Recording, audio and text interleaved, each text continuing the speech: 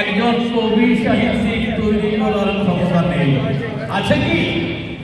পৃথিবীর যে কোনো রাষ্ট্রের যে কোনো রাজনৈতিক দল একজন কবি সাহিত্যিক তৈরি করার ক্ষমতা আছে? দেখার থাকলে ক্ষমতা নেই। অনেক কবি সাহিত্যিক দেখবেন ওদের তোমরা মানে দুটো খবর নেই। ওই আমি যার সাথে এসেছি আমার ওই দিদি, ওনারা দেখেছি উনি ওনার ছেলে এবং আসবেন সারাদিন এবং সারা রাত 2টা অবধি ফুটপাতে দাঁড়িয়ে চাও বিক্রি করে কোনো ক্রমে সংসার চালিয়ে যাচ্ছেন।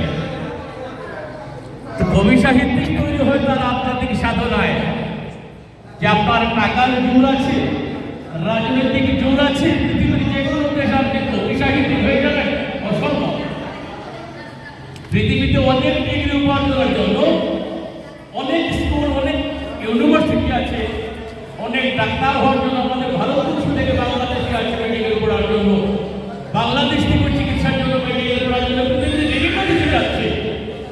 কিন্তু পৃথিবীর কোনো দেশে একটি স্কুল কলেজ আছে বলে এটা সাহিত্য চর্চা করা যাবে, কবিতা শেখা যাবে, এমন কোনো স্কুল নেই আমার জানা নেই। তো এটা হচ্ছে সম্পূর্ণ একটা আধ্যাত্মিকতার বিষয়। কবি সাহিত্যিক মানে বেশি আমি দেখেছি যারা মানে যারা খেটে যাওয়া মানুষ। আমরা অতিথি বাংলাদেশ, আমার বাপ দাদার জন্য আমার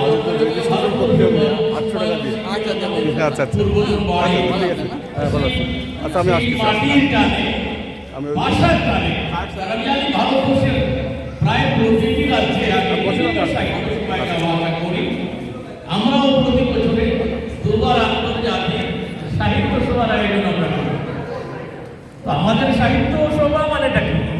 এখানে জাতি, ধর্ম, বর্ণ নির্বিশেষে সবাই যেখানে আসছে এমন একটা মহৎ জায়গা, এমন একটা প্ল্যাটফর্ম, বিভিন্ন রাজনৈতিক পার্টি, বিভিন্ন ধর্মীয় পার্টি, মানে ধর্মীয় অনুষ্ঠান যখন হয় তো যে ধর্মের অনুষ্ঠান হবে সেই ধর্মের লোকজনই ওখানে যাবে।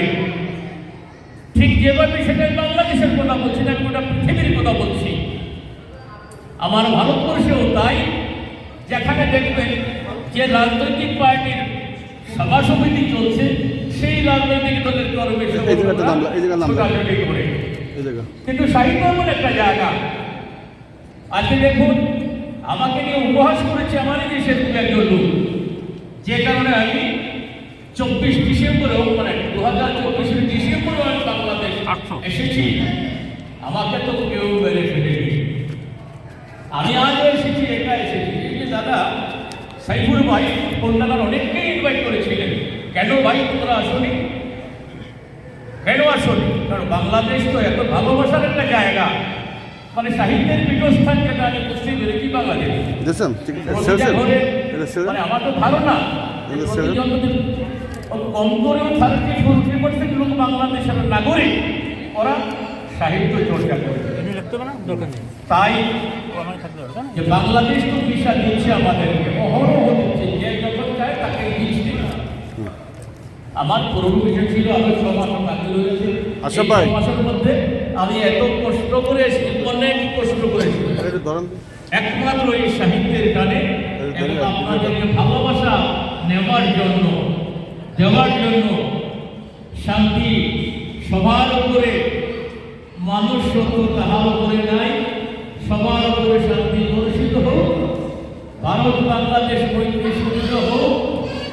আমার ভাইয়ের রক্তের রাঙানো 21 জুলাই, এই 21 জুলাই আপনারা দেখেছেন নিশ্চয়ই পুরা ভারতবর্ষের প্রতিটা 21 ফেব্রুয়ারি এই গোটা ভারতবর্ষের প্রতিটি ভাষা 225টির উপরে ভাষা, প্রত্যেকটা স্টেট কোনায় কোনায় কোনায় কোনায় আমরা আন্তর্জাতিক মাতৃভাষা দিবস আমরা পালন করেছি।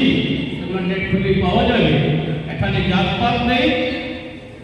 আমরা আন্তর্জাতিক ভাষায় বাংলাদেশের মাধ্যমে পেয়েছি। সেই বাংলাদেশের যে 30 লাখ জনতা স্বাধীনতার নামে ভূমিকার জন্য শহীদ হয়েছেন, তাদের প্রতি আমার প্রেম জানিয়ে আপনাদের সবাইকে ভালোবাসা নমস্কার আশীর্বাদ জানিয়ে সংক্ষিপ্ত কথা বলার শেষ করলাম। সবার কল্যাণ কামনা করছি।